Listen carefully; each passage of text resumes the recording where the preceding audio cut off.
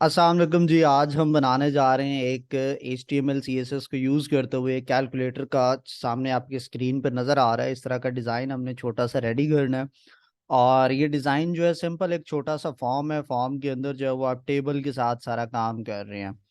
तो इसको हम डिज़ाइन करेंगे तो सबसे पहले आपने अपना नोटपैड की फ़ाइल ओपन करनी है। तो मैं विंडो का बटन प्रेस करके नोटपैड प्लस प्लस को सर्च किया, मैंने इसको ओपन किया। और आपने इधर जाके एज यूजुअल जो आप स्टार्टिंग में लिखते हैं हैश लेस देन और डॉक टाइप आगे लिखते हैं HTML, और इसके नीचे HTML, और ये HTML का टैग क्लोज। इसके अंदर आप दो हिस्से लिखते हैं, एक होता है हेड का हिस्सा जी। इस हेड को आपने क्लोज कर दिया और इसके बीच में टाइटल आ जाता है, और यहाँ मैं लिख देता हूँ जी calculator. Calculator, and then we are going to close that title tag, and after that you have to start your body tag, and this is closing of your body tag। तो ये एक स्टैंडर्ड फॉर्मेट है, कोई भी आप HTML का जो भी फाइल बनाते हैं तो ये उसका बेसिक आप उसमें ये चीज़ लिखते हैं। ठीक है, तो इसके बाद जो है वो हम बनाते हैं एक, इसको पहले सेव कर लें, कंट्रोल S का बटन प्रेस करेंगे और कोई फोल्डर सेलेक्ट करना है जहाँ पर आप इसको सेव करना चाहते हैं। मेरे पास एक वेब डिज़ाइनिंग का फोल्डर है, उसके अंदर Jan 21 का नाम है, और इसके अंदर मैं इस फाइल का नाम लिखूंगा जी इंडेक्स। और यहाँ पे जाके आपने ये जो टाइप है इसमें आपने सर्च करना है हाइपरटेक्स्ट मार्कअप लैंग्वेज फाइल। इस पर क्लिक करने के बाद आपने इसको सेव कर देना है। ये अब आपका कलर्ड एक फॉर्म बन चुका है। ठीक है, सॉरी, एक बेसिक स्ट्रक्चर उसका बन चुका है। यहाँ पर हमने क्या करना है, एक कैलकुलेटर बनाना है। तो आप सबसे पहले जो है एक टेबल स्टार्ट कर लें, और टेबल से भी पहले चाहें तो आप लोग जो है वो फॉर्म स्टार्ट कर लें। ये है हमारे पास टेबल, और ये टेबल का टैग क्लोज हो गया। इसके भी बीच में इससे ऊपर आप चाहें तो फॉर्म का टैग स्टार्ट कर सकते हैं। ठीक है, अगर फॉर्म का टैग स्टार्ट करेंगे तो फिर इसको हमें ऐसे करना पड़ेगा, और ये हमारे पास फॉर्म का टैग जो है वो क्लोज हो गया। ठीक है, टेबल के अंदर हम जाते हैं, और टेबल को जो है वो हम यहाँ पे इसके अंदर आप क्या बनाते हैं, TR होती है, और ये TR क्लोज हो गया। ठीक है, आपने इस डिज़ाइन को भी अब जहाँ पर आपने वो फोल्डर बनाया है उस फोल्डर में जाना है, और उस पर डबल क्लिक करना है, और वो आपके पास फाइल एक ओपन हो जाती है। यहाँ पे देखें ये ऊपर कैलकुलेटर लिखा हुआ आ गया है, इसका मतलब क्या है कि हमारी वो फाइल बन गई है। और साथ साथ इसको भी हमने चूंकि सेव नहीं किया, और यहाँ पर आप पहला जो है वो TD ऐड करेंगे। ठीक है, और इसको थोड़ा सा मैं जूम आउट कर लूँ, स्क्रीन पर पूरा विजिबल हो जाए। ठीक है, इसके अंदर आपने क्या करना है, इस TD के अंदर आपने एक इनपुट बनानी है। ठीक है, और इसकी टाइप इक्वल टेक्स्ट कर देनी है, और इसको हमने एक ID दे देनी है, और ID मैं इसको दे देता हूँ रिजल्ट के नाम की। ये जो टेबल है इसको भी मैं एक ID दूंगा, क्योंकि एक ही टेबल है तो कैलकुलेटर के नाम से मैं इसको एक ID दे दी मैंने। अब इसके बाद एक और मैंने TD बनाया, और उसके अंदर फिर जाके मैंने इसको पहले TD को क्लोज कर लिया, और इसके अंदर आपने एक इनपुट का बटन बनाया, टाइप इक्वल बटन होता है एक, उससे क्या होगा कि वो बटन बन जाएगा। और इसकी जो है वैल्यू मैं रख रहा हूँ C। इसको सेव करें, C कैपिटल करते हैं, वो भी अच्छा है। और इधर जाकर आपने इसको रिफ्रेश करना है, यहाँ पर एक टेबल और ये C का बटन बन चुका है, आपके सामने है। ठीक है, ये वाला फॉर्म अभी आगे चल के हम इस तरह से ये चीज़ बनेगी। इसके नीचे एक और रो आएगी, और उसमें 4 बटन्स हैं, ये देखें ना, 1 2 3 और स्लैश का। तो आप इसके नीचे जाएंगे और इसी रो को कॉपी पेस्ट कर लेते हैं अगर ये, और इसको जाके फिर आप रिफ्रेश करते हैं तो, सॉरी, ये रिफ्रेश करना है, ये एक और बन गया ऐसा, लेकिन हमें ऐसा एक और नहीं चाहिए। ये जो इनपुट वाला सीन है इसको आपने क्लोज कर दिया है, और इधर लिख दिया आपने 1। तो इसको जाके आपने रिफ्रेश करेंगे तो ये देखें ये 1 बन गया है।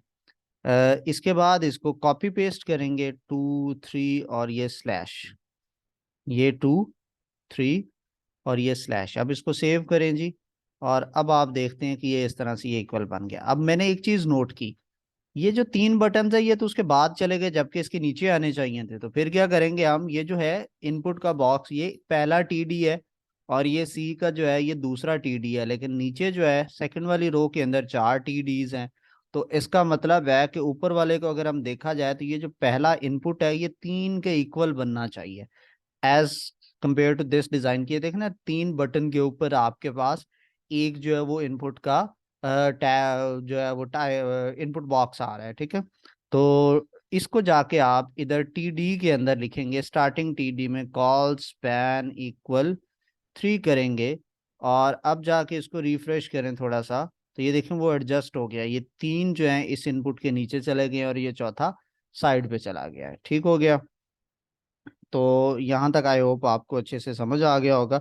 इसी तरह से हम इन सबको कॉपी पेस्ट करेंगे, और कॉपी पेस्ट करने के बाद जो है वो हमारे पास नए बटन्स बनते चले जाएंगे। नेक्स्ट वाले में हम इसी रो को कॉपी करते हैं, ये कंट्रोल सी किया और ये नीचे पेस्ट हो गया, और ये क्या आ जाएगा 4 5 6। इस वाले डिजाइन को देखते जाना, और 6 के बाद क्या है, स्टेरिक है, मल्टीप्लाई का साइन है। मैं स्टेरिक की जगह एक्स लिख देता हूं ताकि आपको पता चले कि ये मल्टीप्लाई का साइन है। इसके नीचे जाके आपने फिर इसको कॉपी पेस्ट किया हुआ है और ये पेस्ट कर दिया है। 6 के बाद इधर क्या आ गया, 7, ये वैल्यू 8 और ये वैल्यू 9, और यहाँ पर जाकर आपने प्लस का सिंबल लगा दिया। इसको सेव करें, और प्लस के बाद जो है वो नीचे प्लस नीचे चला गया, इसको माइनस रख लें, माइनस ऊपर रख लें, प्लस रख लें, इससे कोई फर्क नहीं पड़ता। और फिर ये नीचे टी आर पेस्ट किया है, और ये पहला जीरो है, फिर ये डॉट है, इशारिया इक्वल और प्लस है। तो पहले की वैल्यू जीरो, ये डॉट, ये इक्वल और ये प्लस। इसको सेव किया, ब्राउजर में गए, यहाँ पर जाके इसको जूम किया तो ये देखें ये हमारे पास चीज, हमारे पास सारी ये एक बटन्स बन गए हैं। अब ये सिंपल एक कैलकुलेटर तो बन गया है, लेकिन ये उसकी तरह से अट्रैक्टिव कैलकुलेटर नहीं है। तो हम इसको अट्रैक्टिव बनाते हैं। तो ऊपर जाते हैं और सबसे पहले जो है ना बटन की हम सी एस एस लिखते हैं। तो C S S same file में लिखनी होती है, तो हम क्या करते हैं, हेड के अंदर जाते हैं, स्टाइल का टैग ऐड करते हैं, और स्टाइल का टैग जो है क्लोज करते हैं। इसके अंदर मैंने लिखा इनपुट, और स्क्वायर ब्रैकेट के अंदर मैंने लिख दिया टाइप इक्वल बटन ले लें, ठीक है। और ये मैंने क्लोज कर दी ब्रैकेट, और इसके बाद आपने ये करली ब्रैकेट लगाई और ये करली ब्रैकेट क्लोज होगी, ठीक है। अब इसमें जाके आपने इसकी जो विड्थ है वो आपने कर दिया 100%। इसको सेव करें, क्या इतने से कोई चेंज आता है, चेंज किया तो देखें सारे इक्वल हो गए। तो पूरी टीडी के अंदर उसने जितनी स्पेस थी वो सारा का सारा उस बटन ने ले लिया। तो देखें एक वर्ड विड्थ इक्वल 100% लिखने से आपका कितना चीज उसमें चेंज आया, ठीक है। मैं इसको दोबारा अगर ये देखें, मैं इसको बंद कर दिया, कमेंट किया है तो ये इधर से रिमूव हो जाएगा, अब देखें। लेकिन वो टीडी की रिमेनिंग चीज की स्पेस उसने खाली छोड़ दी, और इधर भी देखें ये बटन सारे इक्वल नहीं है। जैसे ही आप ये उसको विड्थ 100% करते हैं वो बटन पूरे टीडी में फैल जाता है। टेबल बनाने का फायदा इसलिए होता है कि उसकी ना बाउंड्रीज फिक्स होती हैं, ठीक है। और इसके बाद अब हम इस टेबल को अगर हम बात करें, तो उसके बाद जो है इसके अंदर हम अभी पैडिंग भी ऐड करते हैं। पैडिंग क्या होता है, विद इन द बाउंड्री जो है आप उसको राइट लेफ्ट से देते हैं ना, क्या कहते हैं, डिस्टेंस। पैडिंग जो है 20 पिक्सल ऊपर नीचे से और 40 पिक्सल राइट लेफ्ट से दे दिया। इससे देखें बड़ा हो गया हमारे पास ये एक टेबल। इसको अब मैं रीसेट करके ओरिजिनल हाइट पे ले जाता हूँ। अब ये देखें ये हमारे पास एक बड़ा कैलकुलेटर बन गया, बटन बड़ा हो गया। ये जो इनपुट बॉक्स है ना इसकी भी सीएसएस हम इसके बाद लिखते हैं। उसके बाद मैंने इन बटन्स का बैकग्राउंड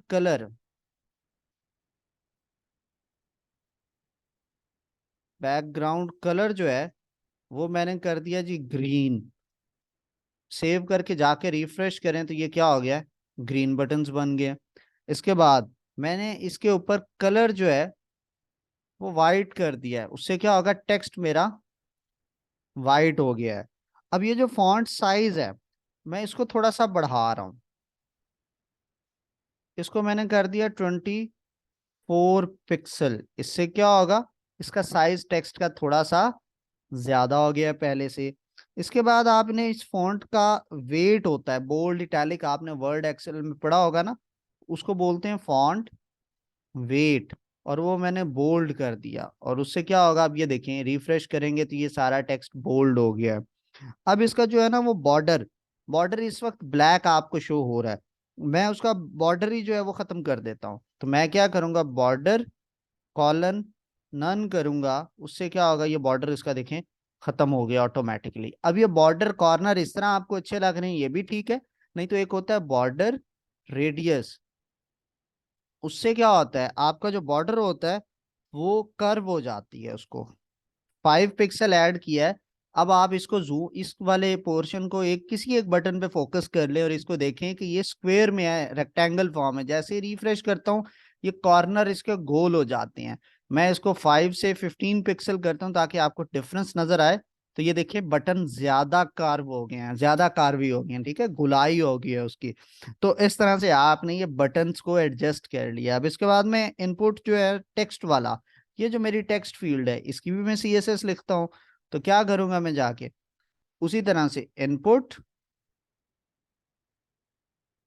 और इसके अंदर आके टाइप इक्वल टेक्स्ट लिखूंगा, ठीक है। और इसकी मैंने CSS लिखनी है, तो मैं सिंपल जाऊंगा, पैडिंग ऐड करता हूँ जी। पैडिंग मैंने दे दिया है 20 पिक्सल और 30 पिक्सल। इसके क्या चेंज आता है, रिफ्रेश करें, ये थोड़ा सा बड़ा हो गया, ठीक है। फिर इसके बाद इसका क्या आता है, इस इनपुट का हम ऐड कर देते हैं फॉन्ट साइज। और इसके बाद आप जाते हैं और इधर क्या आ गया, फॉन्ट साइज, इसको भी कितना कर दें, 24 पिक्सल। अभी हम इसमें चूंकि लिख कुछ नहीं रहे, उससे क्या होगा, ये थोड़ा सा अब ये जब आप लिखेंगे तो ये देखें बड़ा भी हो गया, विड्थ भी उसकी पूरी आ गई है। उसके बाद नेक्स्ट आपने क्या करना है, इसके अंदर फॉन्ट वेट हम इसका भी बोल्ड करेंगे, और इसका ये बॉर्डर आ रहा है तो हम उसका बॉर्डर खत्म भी कर सकते हैं, ठीक है। करंट और बॉर्डर को आप नेम कोई और भी फिक्स भी कर सकते हैं।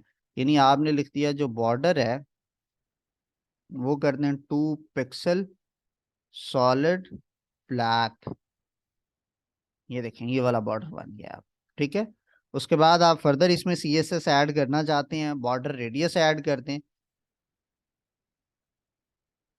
15 पिक्सल, क्योंकि बाकी इनपुट बॉक्स में भी है तो इसको वो बटन्स का है तो इसका भी 15 पिक्सल है। ये बॉर्डर डैश रेडियस है, ठीक है। उसी तरह से बिल्कुल हमारे पास ऐड होगी ये चीज। उसके बाद इसके अंदर अभी हम लिख रहे हैं तो ये बोल्ड अगर करना चाहते हैं इस टेक्स्ट को, तो आप इधर क्या कर दें, फॉन्ट वेट, और इसको बोल्ड कर दें।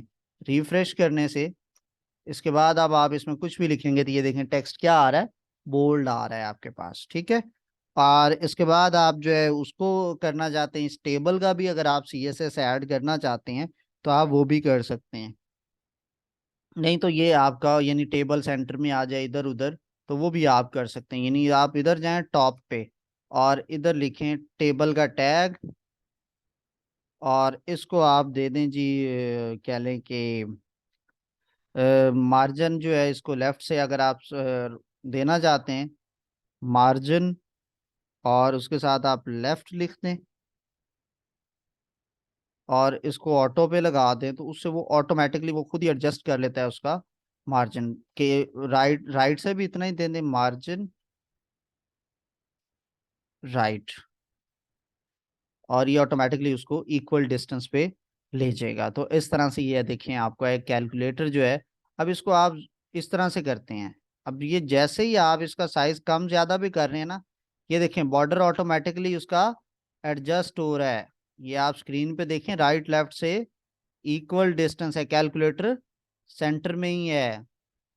और ये देखें विड्थ बढ़ा रहे हैं तो वो ऑटोमेटिकली सेंटर में है, उसको कुछ भी नहीं हो रहा। तो इस तरह से हम एक कैलकुलेटर को डिज़ाइन करते हैं। और ये हमारा आज का टॉपिक है। इसमें आपको कोई भी क्वेश्चन हो तो आप व्हाट्सएप या मुझसे कांटेक्ट कर सकते हैं, फिर उस हिसाब से मैं आपको जो भी आपके क्वेश्चंस होंगे उनको आंसर कर दूंगा।